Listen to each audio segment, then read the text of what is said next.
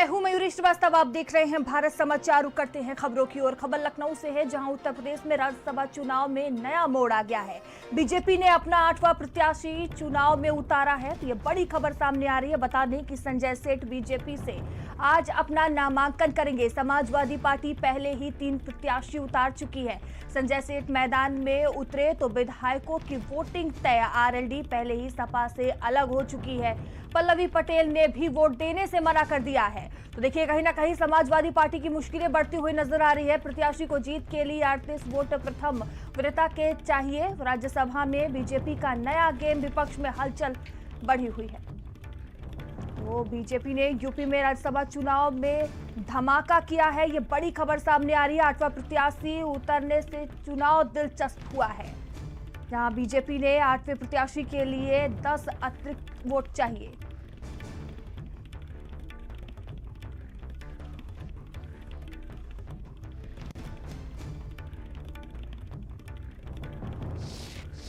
और इस खबर पर अधिक जानकारी के साथ संजय हमसे जुड़ चुके हैं। संजय, भारतीय जनता पार्टी ने देखिए बड़ा खेल कर दिया है। राज्यसभा चुनाव में अपना 8वां प्रत्याशी उतार दिया है। बिल्कुल, मैं बताऊं आपको कि 3 कैंडिडेट समाजवादी पार्टी ने के नामांकन कर चुके हैं और 7 कैंडिडेट नामांकन कर चुके हैं बीजेपी की। और ऐसे में 10 सीटों का नामांकन हो चुका है। लेकिन कल जिस तरीके से पल्लवी पटेल ने मुखर होकर के मीडिया से मुखातिब हुए और उन्होंने वोट करने से मना किया, क्योंकि उन्होंने कहा है कि पीडीए समाजवादी पार्टी में दिख नहीं रहा है। ऐसे में बीजेपी आज जो कैंडिडेट के तौर पर संजय सेठ अगर नामांकन करते हैं तो राज्यसभा की 10 सीटों का पेच फंसता हुआ नजर आएगा। अगर बात करें तो बीजेपी के पास 252 की संख्या है।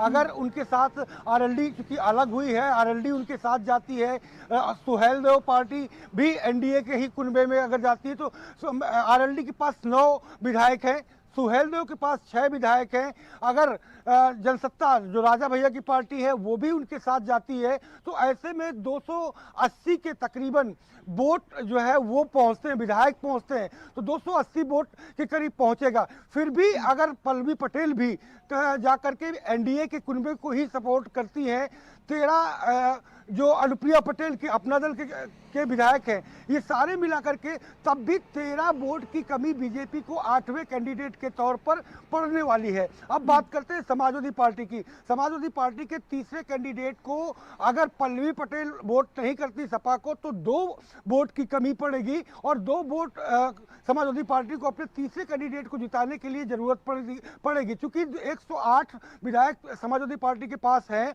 2 विधायक कांग्रेस के जो है वो भी कहीं ना कहीं समाजवादी पार्टी को गठबंधन के तहत समर्थन करेंगे। लेकिन अगर पल्लवी पटेल वोट नहीं करती हो, जिस तरीके से उन्होंने विरोध किया है, तो ऐसे में 2 वोट की कमी समाजवादी पार्टी को पड़ेगी। तो देखना ये दिलचस्प होगा कि आखिरकार सत्ता पक्ष 13 वोट कैसे जुटाता है या विपक्ष 2 वोट कैसे जिताता है। अगर सत्ता पक्ष 13 वोट जुटाने में सफल रहा या समाजवादी पार्टी के अन्य विधायकों को तोड़ने में सफल रहा, तो उनका ये 8वां कैंडिडेट जीत पाएगा और समाजवादी पार्टी के 2 ही कैंडिडेट जीत पाएंगे। लेकिन अगर समाजवादी पार्टी 2 वोट की व्यवस्था कर ले जाती है तो फिर बीजेपी का 8वां कैंडिडेट हार जाएगा। तो अब लड़ाई जो है सत्ता पक्ष और विपक्ष की सीधे तौर पर ताकत के तौर पर देखने को मिलेगी कि आखिरकार ये 8वां कैंडिडेट जिताने के लिए किस तरीके की जो लड़ाई है वो देखने को मिलेगी। सत्ता पक्ष कितना जोर लगाएगा, तो ये बड़ी लड़ाई है और ये 8वां कैंडिडेट उतार करके एक बड़ा पेच फंसाने का प्रयास है। हालांकि रिस्क पूरा है। दोनों ही दल कहीं नहीं चाहेंगे कि लोकसभा चुनाव के पहले किसी भी प्रकार की तोड़ फोड़ हो पार्टी में, क्योंकि उसका मैसेज अलग न जाए, क्योंकि लोकसभा चुनाव में जाना है। तो एक दिलचस्प लड़ाई बनाई गई है। देखना दिलचस्प होगा कि आखिरकार अब ये जीत किसके चेहरे पर बनती है। संजय, देखिए कहीं ना कहीं समाजवादी पार्टी की जो मुश्किलें हैं वो बढ़ती हुई नजर आ रही हैं। लेकिन चुनौतियों की बात की जाए तो दोनों दलों के लिए कितनी बड़ी चुनौती है? बड़ी चुनौती है मयूरी। में बताऊं, क्योंकि ये राज्यसभा का चुनाव है और राज्यसभा के चुनाव में 13 वोटों को किसी भी तरीके से मैनेज करना आसान नहीं है।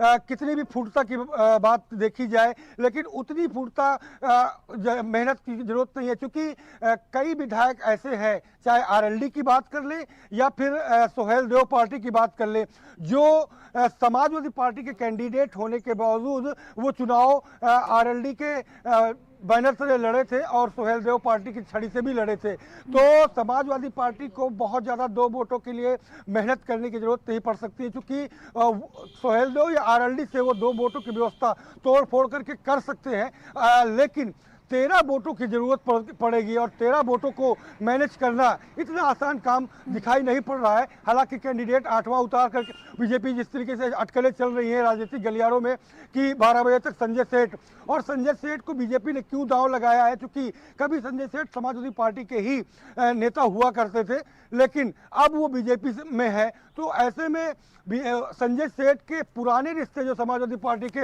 नेताओं से हैं, उसके जरिए संजय सेठ कितना तोड़फोड़ कर पाते हैं। संजय सेठ धन बाहुबली कहे जाते हैं, तो धन का कितना प्रयोग कर सकते हैं, कितनी खरीद फरोख्त होगी, क्योंकि अगर 8वां कैंडिडेट जीतता है बीजेपी का तो सत्ता पक्ष की ताकत धन बल का प्रयोग देखने को मिलेगा। लेकिन अगर ये कैंडिडेट हारता है तो कहीं ना कहीं 2 जो वोट की कमी समाजवादी पार्टी के पास है वो कैसे मैनेज करेंगे, ये भी देखने वाली बात होगी। और ऐसे में जिस तरीके से अब ये ट्रायंगल लड़ाई बनी हुई है, ऐसे में अब निर्विरोध जीतना पूरी तरीके से समाप्त हो जाएगा और इसके लिए प्रॉपर मतदान होगा और आज नामांकन का अंतिम दिन है।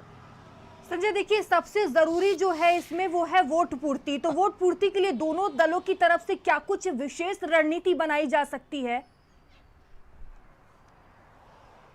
अब विशेष रणनीति यही है कि सत्ता पक्ष विपक्ष के दलों में किस तरीके से खास करके समाजवादी पार्टी में टटोलने का प्रयास करी, कितने विधायक नाराज हैं और कितने विधायक टूट सकते हैं, उन्हें कैसे तोड़ा जा सकता है, खरीद फरोख्त के जरिए कैसे तोड़ा जा सकता है, सत्ता बल के जरिए डरा करके कैसे तोड़ा जा सकता है, ये देखना दिलचस्प होगा। दूसरी बात विपक्ष के लिए भी ये खास होगा कि आखिरकार 2 वोट सत्ता में नहीं है, लेकिन 2 वोट वो कैसे मैनेज करेगी, किन छोटे दलों में वो दांव लगाएगी, किन उन छोटे दलों को तोड़ने का प्रयास होगा।